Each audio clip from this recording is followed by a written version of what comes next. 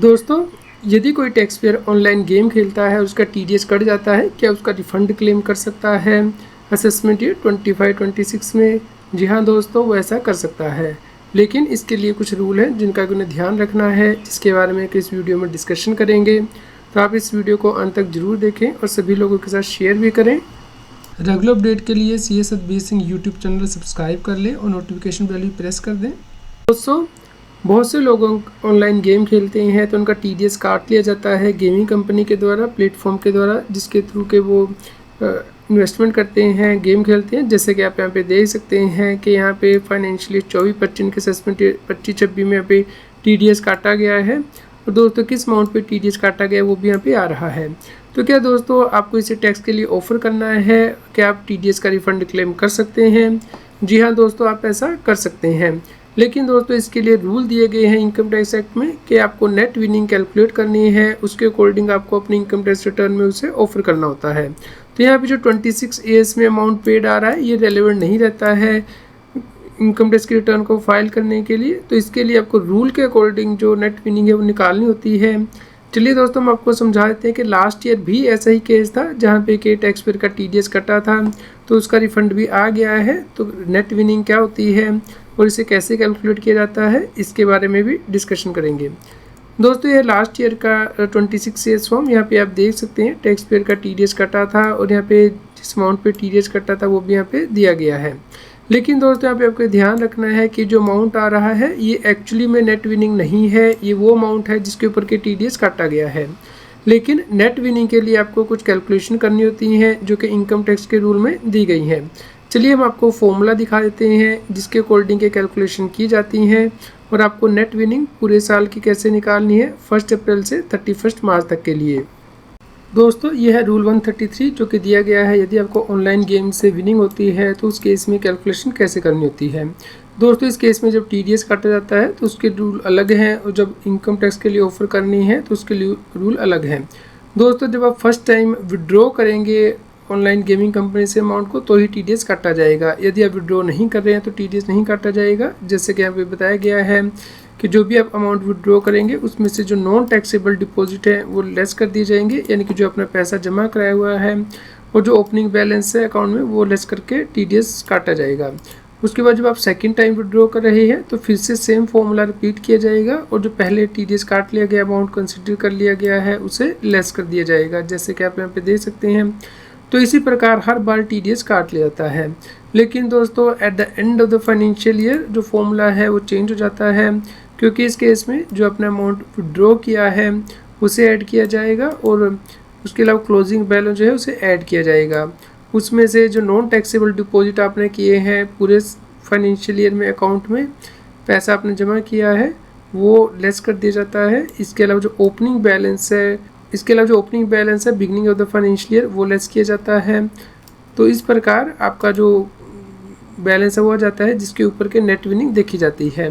तो दोस्तों, at the end of the year आप यहाँ पे देख सकते हैं नेट विनिंग कैलकुलेट करने के लिए फॉर्मूला है A+D - B - C। तो इस तरीके से जब नेट विनिंग निकाली जाती है तो व्यक्ति का लॉस आ जाता है या इनकम कम होती है, टीडीएस पहले ही ज़्यादा कट चुका है, तो उस केस में वो रिफंड क्लेम कर सकता है या फिर अपने टीडीएस को एडजस्ट कर सकता है। तो जैसे कि हमने एग्जांपल में भी डिस्कस किया है कि यहाँ पे हमारा टीडीएस कट गया था, तो आप यहाँ पे देख सकते हैं हमने नेट विनिंग कैलकुलेट की है यहाँ पे कि ओपनिंग बैलेंस कितना है। इसके अलावा कुमुलेटिव विड्रॉल में से कुमुलेटिव डिपॉजिट लेस कर दिए गए हैं और क्लोजिंग बैलेंस यहाँ पे दिया गया है। तो अकॉर्डिंगली नेट विनिंग यहाँ पे निकाली की है B+C - C। और जहाँ पे जो कोई अमाउंट हमारा टैक्सेबल नहीं आ रहा है क्योंकि हमारा लॉस आ रहा है, लेकिन हमारा टीडीएस यहाँ पे ज़्यादा कट गया है जो कि 26 ईयर्स में भी रिफ्लेक्ट हो रहा है, तो इसका हम टीडीएस का रिफंड क्लेम कर सकते हैं या फिर एडजस्ट कर सकते हैं। इसी प्रकार एक और कंपनी ने यहाँ पे टीडीएस काट लिया था, तो यहाँ पे आप देख सकते हैं किस अमाउंट के ऊपर टीडीएस काटा गया था। तो जब जब विड्रॉ किया जाता है तब टीडीएस काटा जाता है, उस वक्त विनिंग देखी जाती है। लेकिन at the end of the year अगर नेट विनिंग कम है या लॉस आ रहा है तो आप इसका रिफंड क्लेम कर सकते हैं। तो यहाँ पे आप देख सकते हैं यहाँ पे भी इस फॉर्मूले से कैलकुलेशन की गई है कि टोटल विड्रॉ कितना किया गया है, ईयर एंड बैलेंस कितना है, इसके अलावा टोटल डिपॉजिट कितनी है और ईयर के स्टार्टिंग में बैलेंस कितना था। तो उसके अकॉर्डिंग यहाँ पे देखिए लॉस आ रहा है तो टैक्सेबल अमाउंट नहीं है, तो जो भी TDS काटा गया है आप पूरा रिफ़ंड ले सकते हैं। तो दोस्तों यहाँ पे आप देख सकते हैं लास्ट ईयर हमने रिटर्न फाइल की थी, तो यहाँ पे 115 BE सेक्शन के अंतर्गत इनकम दिखाई थी कि कितनी हुई है हमारी ऑनलाइन गेम से। अकॉर्डिंगली दोस्तों इस स्पेशल इनकम पे स्पेशल रेट से टैक्स लगता है, और जो TDS बैलेंस हमारा कटा था वो हमने यहाँ पे रिफ़ंड क्लेम किया था, तो विद इंटरेस्ट जो है वो रिफ़ंड टैक्स पेयर को दे दिया गया है। तो इसी प्रकार से आपको कैलकुलेशन करनी है और आप रिफ़ंड ले सकते हैं या अपने TDS को एडजस्ट कर सकते हैं। तो ऑनलाइन गेम पे TDS कैसे कटेगा, इसके लिए इनकम टैक्स डिपार्टमेंट के द्वारा गाइडलाइन जारी की गई थी। जैसे कि मल्टीपल वॉलेट हैं एक यूज़र के, तो उस केस में नेट विनिंग कैसे कैलकुलेट की जाएगी, इसके लिए यहाँ पे समझाया गया था कि वन डिडक्टर जिसका कि एक टैन नंबर होता है, उसके अकॉर्डिंग वो देखेगा कि कितना अमाउंट डिपॉजिट किया गया है, कितना अमाउंट विड्रॉ किया गया है, और उसके अकॉर्डिंग जो TDS है वो काटा जाएगा टैन नंबर वाइज। तो यदि गेमिंग कंपनी के एक से ज़्यादा प्लेटफॉर्म है तो उस केस में अगर आप एक अकाउंट से दूसरे अकाउंट में कुछ ट्रांसफ़र करेंगे तो उसे विड्रॉ नहीं माना जाएगा। लेकिन दोस्तों अगर एक डायरेक्टर के मल्टीपल प्लेटफॉर्म है, टेक्नोलॉजिकली पॉसिबल नहीं है कि मल्टीपल यूज़र को उसमें इंटीग्रेट किया जा सके, तो उस केस में जो TDS है हर प्लेटफॉर्म के द्वारा सेपरेटली काटा जाएगा। तो उस केस में एक अकाउंट से दूसरे अकाउंट में आप जो ट्रांसफ़र करेंगे उससे भी विड्रॉल माना जा सकता है और अकॉर्डिंगली TDS काटा जाएगा। दोस्तों अगर आप मनी बोरो करते हैं तो उसे नॉन टैक्सेबल डिपॉजिट माना जाएगा, जैसे कि यहाँ पे क्लैरिफाई किया गया है। यदि आपको कोई बोनस रेफरल बोनस इंसेंटिव दिया जाता है जो कि आप विड्रॉ कर सकते हैं, तो उस केस में उसे टैक्सेबल माना जाएगा। लेकिन यदि ये विड्रॉल नहीं है बल्कि आपको गेम खेलने के लिए पैसा जो इंसेंटिव दिए गए हैं, तो उस केस में इसे विड्रॉल नहीं माना जाएगा।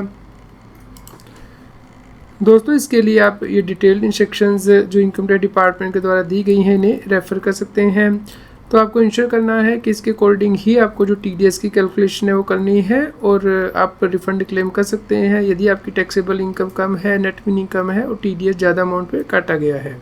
दोस्तों समझ लेते हैं कि आपको रिपोर्टिंग कहाँ पे करनी होती है। तो दोस्तों इसके लिए आप ITR 2 या ITR 3 फाइल करते हैं, तो उसमें शेड्यूल OS यानी कि अदर सोर्स के इनकम के शेड्यूल के अंतर्गत आपको पॉइंट नंबर 2 में यानी कि जो स्पेशल रेट की इनकम है वहाँ पे एंट्री करनी होती है। अगर आपको ऑनलाइन गेम से नेट विनिंग हुई है तो यहाँ पे आप एंट्री करेंगे।